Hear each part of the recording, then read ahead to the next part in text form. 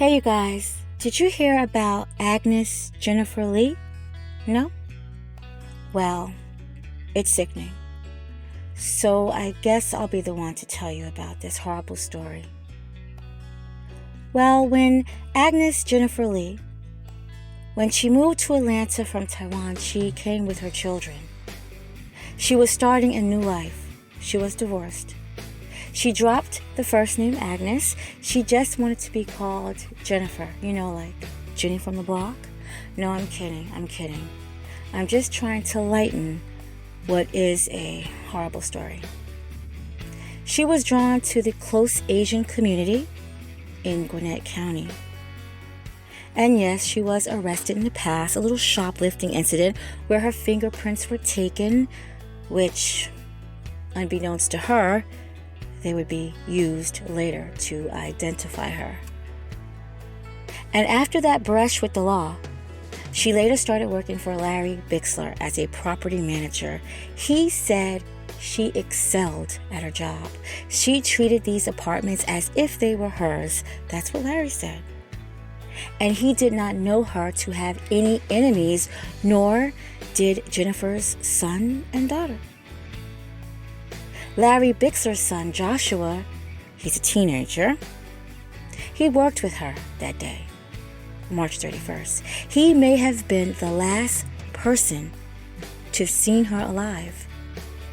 Now, Joshua was at the police station. He was being recorded, and he told them on March 31st around 12:30 p.m., Jennifer was at the office. She was smiling and laughing and joking and talking, and she was inside the office with this guy. He described the man as white, in his 30s or 40s. He was short, stocky, with brown hair. No information really stood out. But there was something that would be quite pertinent to this case. He said the man drove a gold 1998 Ford Explorer. Now remember, this happened in 1999. So this vehicle may be the key to finding out who Jennifer's visitor was. Investigators headed to the Ford dealership, collected her notepads, calendars, anything that they think would help them find out who this visitor was at her desk. And Jennifer's car was still parked outside, so they towed it back to headquarters to see if the car would yield any clues. The vehicle was registered to an address of a man by the name of Clifford Walsh. Clifford was interviewed and would tell the police that a few years ago, Jennifer and him lived together. But that only lasted for maybe 2 or 3 months. And Clifford told the police his whereabouts on March 31st. And it was verified, it checked out, and Clifford Walsh was cleared. Now on April 1st, 1999, a 911 caller would call in.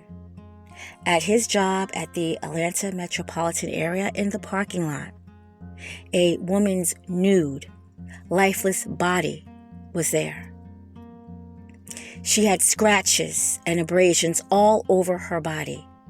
Her scalp had been pulled away from her forehead. Her teeth had been knocked out and was laying near her body. It was a graphic scene. There was dirt embedded in her body. A tire imprint P235 was visible on her thigh. She had been ran over by a vehicle. And to make matters worse, she had been strangled. The investigators thought maybe all this was done to cover up a sex crime. Autopsy reports revealed that she was ran over by the car after she was deceased. Agnes Jennifer Lee was laid to rest. As her friends and family mourned, there was still a killer out there. Investigators focused on the items that were collected in her office, And there was a calendar that on March 31st, Robert was written on that date. Jennifer's daughter also found personal handwritten letters that she had gave to the police. They were all written to Robert, followed by the letter V. Detectives cross-referenced the Ford Explorer with a man named Robert and any last names that may start with the letter V. Bingo! Robert Vaughn, 40 years old. Earlier years, Robert was arrested for burglary and he already had a mugshot on file. So they did a lineup and Joshua would pick Robert Vaughn's picture as the man he's seen in the office with Jennifer on March 31st. Police went to Robert's home. He agreed to come down to the police station, no problem. When he told police he met Jennifer, it was in 1997. He met Jennifer through a neighbor. He said the last time he had seen Jennifer, it was 2 months ago. The police told him an eyewitness had seen him and his car at the office where Jennifer worked at. He quickly said, quote, "It may have been," end quote. He added, she was alive, walking, and breathing when he left her. Detective Henry knew that he was not telling the truth. Quote, "Why did you run her over? Was it an accident?" End quote. Robert Vaughn immediately asked for a lawyer. He didn't say another word. Detectives hurried and got a search warrant for the Explorer. Blood was found in his truck, and Jennifer's hair was found in the undercarriage of the vehicle. On May 13th, Robert Vaughn was arrested for Jennifer's murder. He declined to make a statement at the time.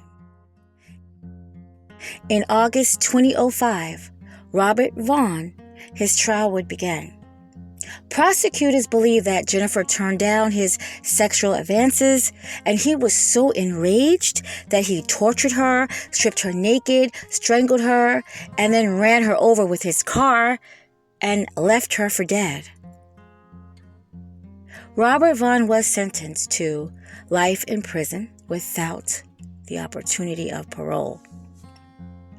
Now, it's been 25 years as of this month, and he has never given a motive or even confessed to this crime to anyone.